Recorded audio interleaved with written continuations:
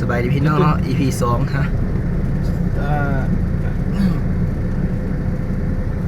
อันไหนอันนี้มันไก่สีหอมไหมเนี่ยนะบ่ยังพอหรอบ่เขาไปทุกโค้งพุทธสีหอมสีหอมอยู่รุ่งพุ่นวะเว้ยถ้าเขาก็ลงพุ่นเลยกันแล้วจะไปพูดเจอกันที่โค้งไปหอก็ทำกันได้ลงไป3 เซนไทย4 เซนไทยเลยก็ได้อันนี้ก็เป็นบรรพบุรุษของประเทศลาวเนาะเป็นเจ้าฟังงมเนาะ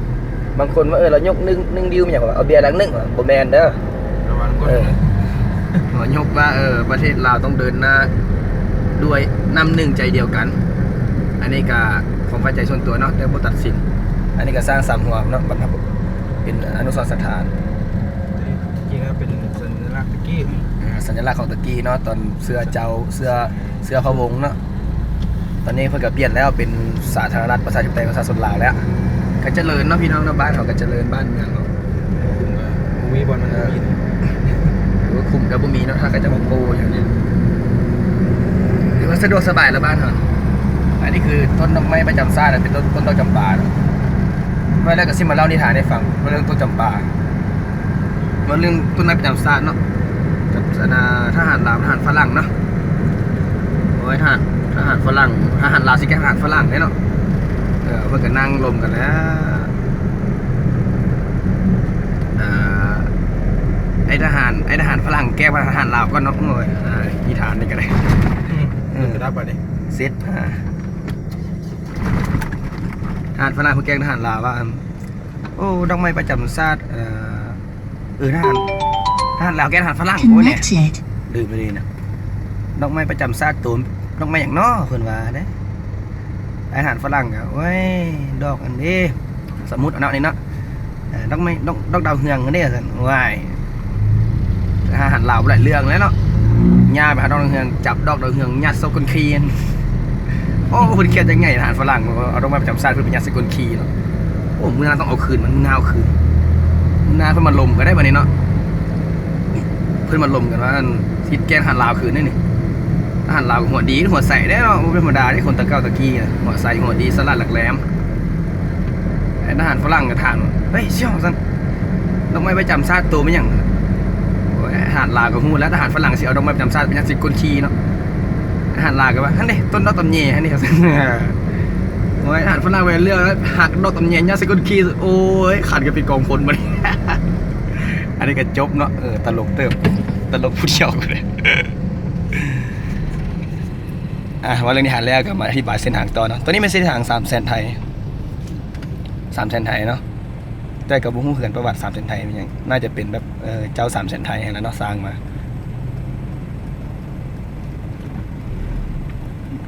บ่เป็นว่าสร้างถนนนี้เบิด3 แสนบาทได้บ่แม่นเลยคือเจ้าพญา3 แสนไทยเพิ่นสร้างถนนเส้นนี้ให้เป็น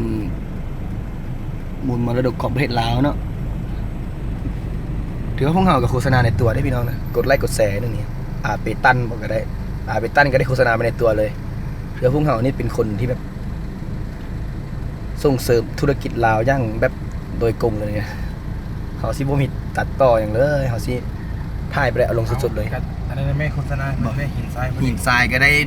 แต่ว่าเบอร์โทรผมมี5953มาสันมี4ตัวหินทรายก็ได้มนทินนะพวกเราไว้ติดมนทินเขาเพื่อเลยกับโฆษณาในตัวเลยเนาะบอกเบอร์โทรไม่ได้4ตัวโทรไปถือว่าพี่น้องก็จะสะดวกสบายแล้วกับวิดีโอนี้ถ้าพี่น้องกดไลค์กดแชร์พวกน้องก็จะสบายมีเบอร์ต่างๆนำยังจันนี่ห้านอย่างจันมาสินค้าห้านแปลงออกแปลงแอร์มีเบิดกันเบิ่งเบอร์หันก็เป็นหันบ่หันแล้วก็เป็นแล้วนะพี่น้องเนาะพยายามสโลว์เบิ่งกันแล้วกันพวกเขาที่มุ่งหน้าไปถนนลานซางแต่ว่าเขากลับไปฝั่งนี้มันจะเป็นถนนไปอย่างลงทางนี้ทางขึ้นทางขึ้นแล้วมันจะเป็นนั่นแหละสิไปนั่นก่อนนี่นะสิไปสีหอมกันเอาไปสีหอมเขาเลี้ยวขึ้นมาได้นี่เราต้องไปซื้อดิเนี่ยแม่นบอกไปนี่บ่ได้ได้เลี้ยวขวาบ่ได้ได้ไปซื้อเดี๋ยวเข้าไปนี่เป็นเข้าไป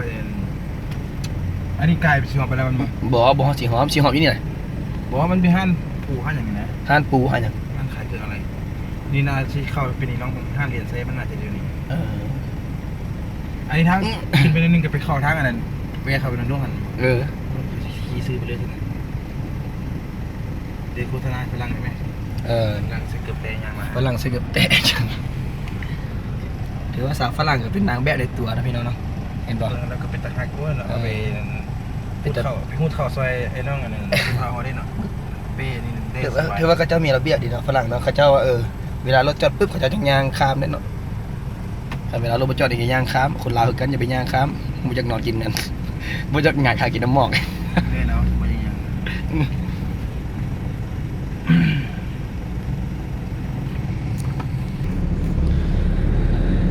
เส้นนี้จะเป็นถนนสีหอเนาะพี่น้องเนาะจะไปแถวหอวัฒนธรรมแห่งศาสตร์แต่พวกเราจะบ่ไปพวกเราไปเลาะซื้อเครื่องอะไรมื้อนี้เต็มที่เนาะกับตูนดีไซเนอร์นักสร้างสรรค์ชีวิตอิสระพาเที่ยวโอ้ชื่อตัวเองยังบ่ได้เลยฮะตั้งยาวแท้วะฮาซูบินปะฮาแต่ก็เรียนไซแห่งงานชั้น1ชั้น2ชั้น3 อันนี้เป็นพันไข่ อันนี้ก็เป็นเส้นทางเก่าเนาะเส้นทางประวัติศาสตร์ของข้าพเจ้าเองเนาะเคยเอาเขามาจำอยู่นี่แหละ เงินพ่อเลยเดี๋ยว เรียนใส่ตัวท่านนี้เข้าไปไม่ได้ป่ะ บ่ได้แล้วนี่ไปบ่ได้ ไปทางขึ้นมา ต้องไปพุ่นไปโค้ง เขาว่าขึ้นพูดมันเมียนนะจัดเมียน บนไหนขึ้นไปอันบ่อนอันที่เข้าไปอันหนองดวงปะมันย้อนปะ มันนะมันไกล เดี๋ยวพวกเราติดไฟแดงอยู่นะไฟแดงอันนี้เขาเอิ้น ทวนค สี่แยกทงแม่นเขาทงคำบ่บ่แม่นติ ำเมียนแล้วทวนค เขาเอิ้นว่าตัวนี้สี่แยกอัน410 ปีว่ะตลาด410 ปีแถวสนามกีฬาแห่งชาติเนาะสนามกีฬาตัวนี้เขาเอิ้นสนามกีฬาเจ้าอนุวงศ์เนาะ ำสนามจะได้เข้ากันดีกว่า นี่นะสนามกีฬาเจ้าอนุวงศ์เนาะเนาะ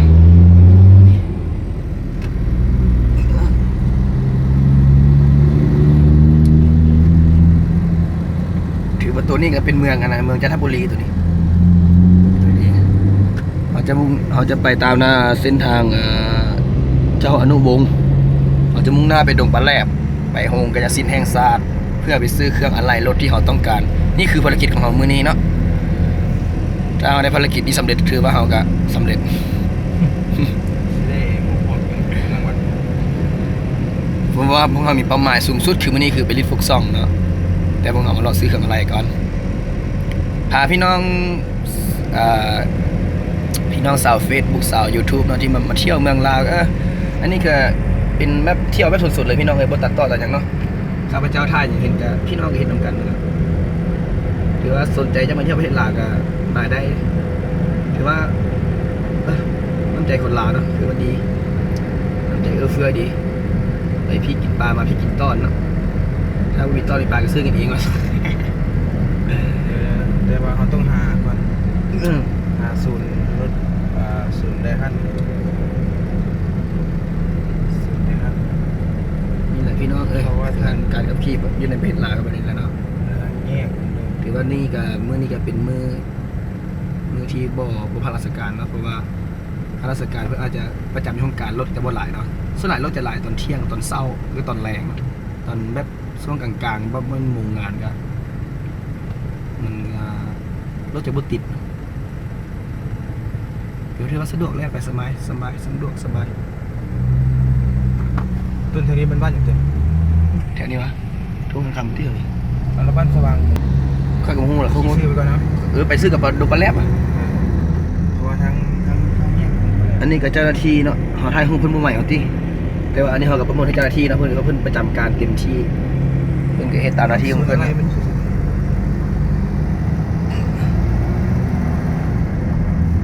เพราะว่าจะมุ่งหน้าไปดงปลาแลบซื้ออะไรวะ ว่า ได้หั่นกูเคยมาเทื่อบ่ฮู้เหมือนกัน มาอยู่แถวฮุงกาซินกับฮุงกาซินก่อนทางเท่านั้นน่าจะฮู้นะอยู่สว่างบ่สว่างกับหมดแล้วกระโดดไปแล้วก็เลี้ยวขวาไปฮอดฮุงกาซินแล้วเลี้ยวขวาแล้วก็ไปมีเส้นนึงไปเขาเอิ้นว่าสว่างมาสว่าง ไม่ไกล